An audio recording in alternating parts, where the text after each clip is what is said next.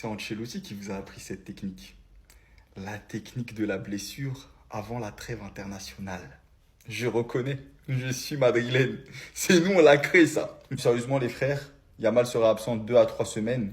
Et franchement, c'était prévisible, malheureusement pour lui. Parce que quand tu souffres d'une pubalgie, forcément, c'est compliqué. C'est compliqué de se remettre assez rapidement d'une pubalgie. Et je trouve que contre le PSG, il a un peu joué prématurément. Quand je vois le 11 qui était aligné face au PSG, la vérité, il était plus que potable. Si tu enlevais Yamal pour mettre un Ronny Bargi, ça aurait pas changé grand-chose, la vérité. Bon, bien sûr, tu perds Yamal, mais je pense que... Voilà quoi. T'as vraiment des humains qui pensent réellement que Lamine Yamal a rechuté? Mais les gars, vous vivez dans quel monde?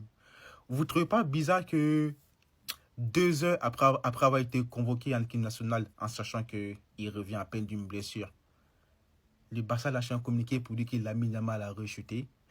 Et aussi, vous savez, Lamine Yamal revient quand, les gars? 2 à 3 semaines.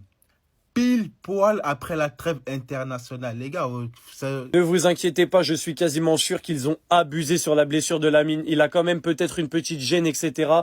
Mais avec l'absence pendant la trêve internationale, il va pouvoir se reposer et il sera là pour le Classico. Cette méthode, normalement, c'est nos amis les Madrilènes qui l'utilisent, les blessures diplomatiques, pardon. Cette fois, nous nous imprégnons et nous utilisons la méthode. Et dans ce cas-là, elle fait tellement la gif. Le plan du Barça serait que Lamine Yamal soit à 100% pour le Classico, mais j'espère qu'ils vont pas répéter la même erreur que face au Paris Saint-Germain. Le plan pour Lamine est d'obtenir quelques minutes contre Gérone le 18 octobre, de débuter contre Olympiakos le 21 octobre et d'être en pleine forme pour le Classico le 26 octobre. Il manquera donc que le match contre Séville et la trêve internationale. Dit comme ça, c'est comme si on nous expliquait indirectement que c'est juste pour le reposer et qu'il esquive la trêve, ou que le Barça a pris un risque en le faisant jouer contre le Paris Saint-Germain alors qu'il n'était pas réellement à 100%, une chose que je ne peux pas croire parce que le joueur lui-même a teasé son retour sur Instagram en disant qu'il était de retour et Flick l'avait lui-même dit en conférence que Lamine Yamal était à 100% et qu'il n'y a aucun risque de rechute. Donc franchement les gars, cette histoire elle est très très louche, sachant que la blessure de Lamine on l'a appris uniquement après que la liste de l'Espagne soit sortie, alors que le match c'était mercredi soir, que le lendemain jeudi il y a eu entraînement et qu'on aurait appris la blessure de Lamine Yamal vendredi après la liste. Enfin bref, on voit très bien le duel de coq entre De La Fuente et Flick. Demain il y aura la conférence de Flick pour le match contre Séville. Les journalistes lui poseront sûrement des questions concernant Lamine, donc on en saura un peu plus, mais ce qu'on sera la vérité je ne sais pas. Nous aurons nos réponses après la trêve et nous verrons s'il est dans le groupe contre Gérone. Pour l'instant pas de quoi s'enflammer, même si on entendra beaucoup de spéculations durant cette trêve et j'ai hâte d'avoir des nouvelles de Flick. Enfin bref, sinon vous les gars vous en pensez quoi? Ramenez-vous sur Snap Insta, on s'ennuie. Vous connaissez cette méthode. Évidemment qu'Yamal n'est pas blessé. Détendez-vous. Restez tranquille. C'est parce que ce criminel, on sait qu'il allait le faire jouer pendant 90 minutes, étant donné qu'il a encore convoqué avec l'Espagne. Vous connaissez la stratégie. Petite simulation de blessure. Les blessures diplomatiques, comme je les appelle. Voilà, Lamine Yamal va manquer la trêve, malheureusement. Putain, il est blessé, on peut pas l'envoyer en Espagne. C'est chiant. Tu ne nous feras pas une Gavi bis. Tu ne nous feras pas une Gavi bis. Gavi, c'était déjà beaucoup. Croisé, etc. Depuis, il n'arrive plus à s'en remettre. Tu ne feras pas pareil avec Yamal.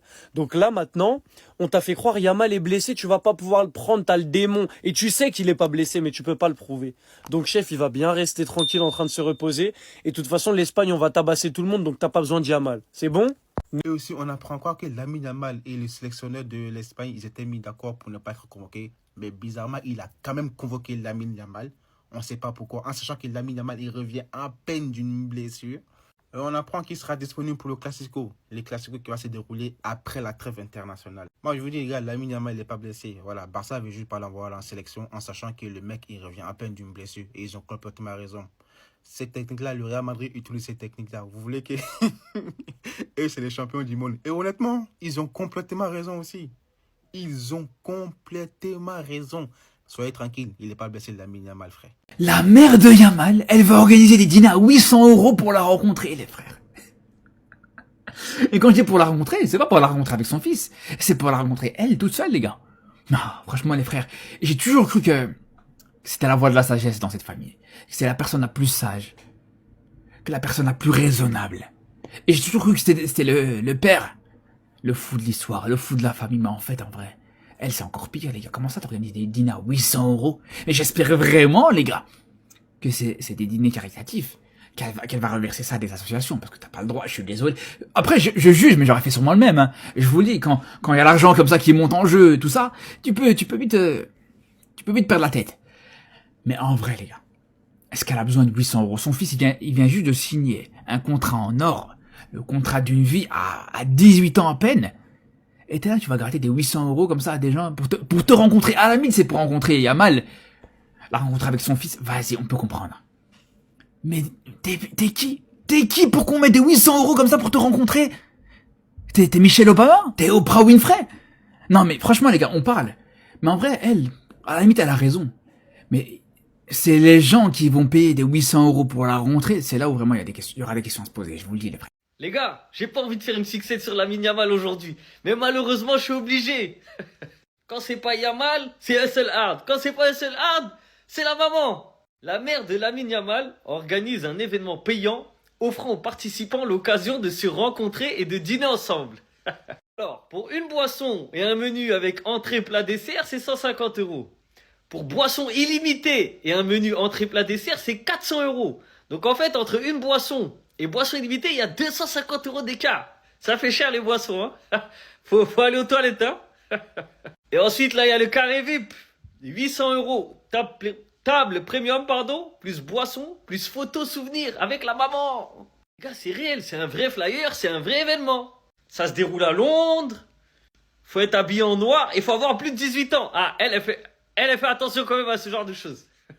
Bien évidemment, ça écrit Lamine Yamal en gros. Football, football, football. Alors que c'est juste pour rencontrer elle. Pour manger avec elle. D'ailleurs, je sais pas, elle va faire combien de repas? C'est un seul ou c'est... Comment elle va s'organiser en fait? Parce qu'elle va finir grosse hein, en France là, que les gens ils payent. Vraiment, j'arrive pas à comprendre leur famille. Le petit l'a percé, ça y est.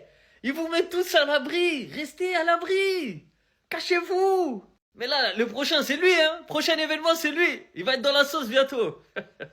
Lamine Yamal a rechuté, l'attaquant espagnol sera absent entre 2 et 3 semaines suite à ses douleurs au pubis. Il manquera le match face au FC Séville et le rassemblement avec l'Espagne. Est-ce qu'au final ils avaient raison ces détracteurs en disant qu'il avait chopé des MST et que ça allait handicaper sa carrière sur le long terme? Non, plus sérieusement, bon rétablissement à lui. Et en vrai, je sais pas, parce que c'est soit il a vraiment rechuté, voilà, il a voulu revenir trop tôt pour le match face au Paris Saint-Germain et malheureusement c'était pas le bon moment, ou bien c'est possible que ce soit une stratégie côté FC Barcelone pour éviter la convocation avec l'Espagne, parce que si on regarde bien la liste de l'Espagne de Luis de la Fuente, on peut voir qu'il avait convoqué Lamine Yamal. Et vu comment on sait que les trêves internationales pénalisent souvent les clubs, surtout que sur ce début de saison, il y a quand même pas mal de blessés, c'est vrai que c'est pas l'idéal pour l'FC Barcelone de l'envoyer. Après, c'est possible que ce soit vraiment à cause de sa blessure. D'ailleurs, est-ce qu'on serait pas sur un prochain cas Pedri? J'espère pas, hein.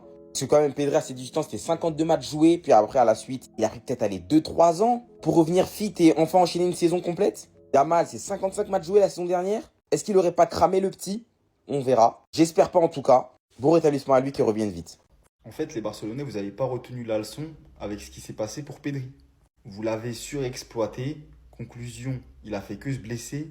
Il a galéré pour revenir à son niveau. Et là, vous voulez faire la même chose avec Yamal.